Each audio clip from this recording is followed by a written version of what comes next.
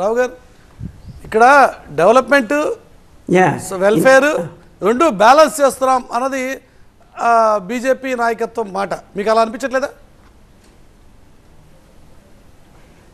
ముందు మాట్లాడినప్పుడు పెద్దలు ఏదో నన్ను ఎడ్యుకేట్ చేస్తా అన్నారు కనుక నేను కొంత వివరణ ఇవ్వాల్సి ఉందండి. అది ఏంటంటే నేను ఫిజికల్ డెఫిసిట్ చూసి బడ్జెట్లో వనరులు రావు అని నేను అనుకున్నట్టుగా వారు అనుకున్నారు. క్షమించండి, అట్లా నేను అనుకోలేదు. నేను ఏం చెప్పానంటే ఇది ఓట్ ఆన్ అకౌంట్ బడ్జెట్ మాత్రమే, దీన్ని బట్టి నిర్ధారించలేమని చెబుతూనే బడ్జెట్ సైజు కుదిస్తున్నారనే దానికి ఫిజికల్ డెఫిసిట్ ఒక్కటే తీసుకోలేదు. నేను 44.90 లక్షల కోట్ల వరకు బడ్జెట్ పరిమితి ఉంది. దాంతోపాటు ఫిజికల్ డెఫిసిట్ మీద కూడా దృష్టి ఉంది కనుక కుదించనున్నారు అనేది మొదటి మాట. రెండు, గత 20 ఏళ్ళుగా ఈ బడ్జెట్ పరిమాణము మన జీడిపి దామాషాలో చూసి అధ్యయనం చేసిన వ్యక్తిని కనుక కొంత దాని మీద ఉన్న నా అవగాహనతో నేను మాట్లాడాను. కానీ ఇది విన్న తర్వాత వారు నన్ను ఎడ్యుకేట్ చేయొచ్చు. రెండు, వారు అన్నారు ఫారెక్స్ నిల్వలు $285 బిలియన్ చాలా గొప్ప అన్నారు. అయితే స్థూల గణాంకాలు కావు సార్ ఇక్కడ చూడాల్సింది. అక్కడ ఎఫ్డిఐ ఎంత ఉన్నది, ఎఫ్ఐఐ ఎంత ఉన్నది, ఎన్ఆర్ఐ మనీ ఎంత ఉన్నది. అంటే దేశము కొంత ఇబ్బందికర స్థితిలో ఉంటే ఓలటైల్ మనీ అంటారు. ఇప్పుడు మీరు ఒక్కసారి 1990కి వెళ్తే రిఫార్మ్స్కి ముందు ఒక $1.8 బిలియన్ ఎంతో ఉండేదండి. ఒక 3-4 వారాలకు సరిపోయింది. ఒక్కసారిగానే దుస్థితికి వచ్చింది అంటే అంతా విడ్రా చేసుకుంటే ఎంత. అయితే మనం వివరాల్లోకి వెళ్లకుండా చెప్పలేము.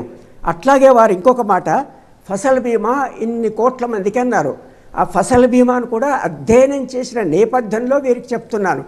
ఫసల్ బీమా అమలు ఎట్లయింది, అది ఆ బీమా కంపెనీకి లాభాలు కలిగిస్తుందా, రైతులకు లాభాలు కలిగిస్తుందా? మనం ఇక్కడ కూర్చొని గణాంకాలన్నీ వివరించినంత మాత్రాన గ్రౌండ్ లెవెల్లో ప్రజలు ధరవరలు ఎట్లా ఉన్నాయి, నేను ఇన్ఫ్లేషన్ అని ఒక మాట చెప్తా, వారి అనుభవంలో వారు కొనే వస్తువులు ఎట్లా ఉన్నాయి, అట్లాగే రైతులకు బీమా సౌకర్యం అందుతుందా, ఏ మేరకు అనేది మనము చూడాల్సి ఉంటుంది. అంతేగాని పైపైన చూసి సక్రమంగా ఉంది అని చెప్పడానికి లేదు. అట్లాగే రైల్వే గురించి వారు ఏదో చెప్తున్నారు. ఇక్కడ ఒక విషయం మీరు అర్థం చేసుకోండి.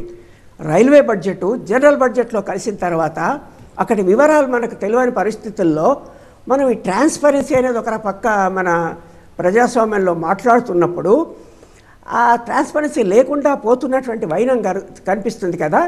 కనుక మన బాధ్యత ఏంటంటే మనం సమీపం వాస్తవాలు చూసి చెప్తున్న స్థూల గణాంకాలకు వాస్తవాలకు లింక్ ఉందా చూడాలి. ఇక మీరు అడిగిన ప్రశ్న డెవలప్మెంట్ అండ్ గ్రోత్కు డెవలప్మెంట్కు భేదం ఉంటుంది, అది వారికి తెలిసిందే ఇంతకుముందు విమర్శకులకు.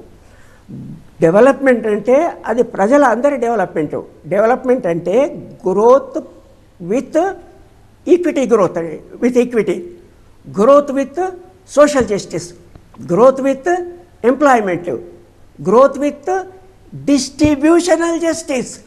ఊరికే గ్రోత్ ఉంది, మనం 10 మంది దేశంలో ఉన్నాము, 9 మందిదేమో పడిపోతుంది. సో గ్రోత్ కి డెవలప్మెంట్ కి ఉన్నటువంటి తేడాని కూడా గమనించాల్సిన అవసరం ఉంది. ఆ తేడా ఇక్కడ కనిపిస్తుంది అనడానికి వారు ఇచ్చిన గణాంకాలు ఆహార ధాన్యాలు అందిస్తున్నామని చెప్తున్నారే, అది చూసి చెప్తే నన్ను ఎడ్యుకేట్ చేస్తా అన్నారు. ఇప్పుడు ఎడ్యుకేట్ చేయండి. ఇది నేను స్టడీ చేసిన సబ్జెక్ట్స్ అండి ఇవి. బడ్జెట్స్ కానివ్వండి, బీమా కానివ్వండి, అది సంగతి. ఎడ్యుకేట్ చేయొచ్చు, మీకు అర్హత ఉంది, నేను నేర్చుకుంటాను, దానికి ధన్యవాదాలు. ఇక్కడ ఏంటంటే నేను కూర్చున్న దగ్గర మీరు ఎవరో నాకు కనిపించడం లేదు,